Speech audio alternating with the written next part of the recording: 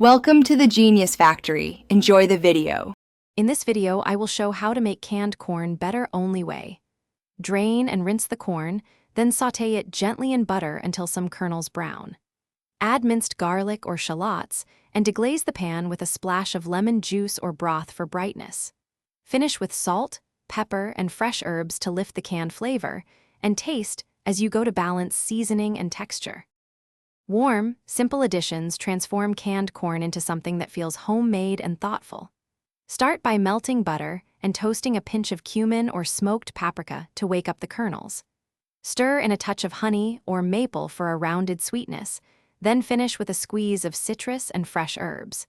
Taste and adjust salt to bring out natural corn notes while keeping the texture lively and slightly crisp. Texture makes a big difference when upgrading canned corn, so focus on quick, high-heat cooking to get some color without softening too much.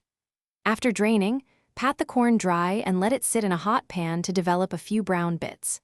Mix in crunchy elements like toasted almonds or crumbled bacon for contrast, and add creamy elements last so they coat but don't steam the kernels, keeping each bite satisfying.